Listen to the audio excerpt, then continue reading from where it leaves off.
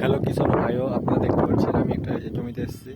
আমি জমিটাতে সার দিলাম, আজকে দিলাম ডিএপি, তারপরে ডিএপি দিলাম, পটাশ দিলাম, তারপরে আপনার দিলাম আর আমি দিয়েছি 10-26 আর ডিএপি পাইল করে, আর দিয়েছি জিঙ্ক। অবশ্যই জিঙ্ক দেবেন, কারণ জিঙ্কের অনেক আপনার কী বলবো, জিঙ্ক দিলে মানে যে পাশ কাঠিটা খুব সুন্দর হয় একদম। আমি দিলাম, এখানে দিয়েছি ধনমান বীজ দিয়েছি, এটা মাজরার জন্য। জমিতে অবশ্যই জমি আসবেন, জমিতে যে ঘাসগুলো থাকবে ঘাসগুলো লিড়িয়ে দেবেন, তুলে দেবেন, নিয়ে করে দেবেন জমিতে। যেহেতু আপনি যেহেতু আপনি পায়ে করে থেসে বাড়ান, তো জমির যে আপনার যে মাটিতে যে একটা গ্যাস থাকে, সেই গ্যাসটা বার হয়ে যাবে, জমির শিহার যে হবে, যে ধানের শিহারের অক্সিজেন পাবে। আপনি যদি খালি ঘেঁটে বাড়ান, আমি দেখেছেন পায়ে পায়ে কত ঘেঁটে বেড়িয়েছি, এগুলো এই জোড়া ছিটিয়েছি মিলান করে।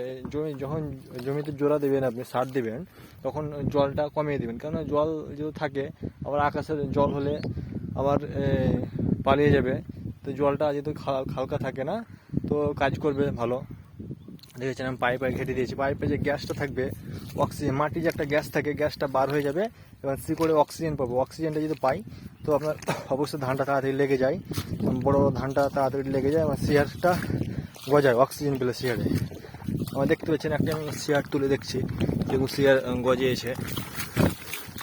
এই দেখেন কত সুন্দর শিয়ার গজেছে ধানটাতে।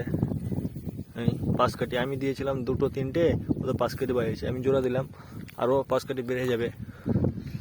তো অবশ্যই আমাদের চ্যানেল নতুন হয়ে থাকলে অবশ্যই চ্যানেলটিকে সাবস্ক্রাইব করবেন, অবশ্যই অবশ্যই।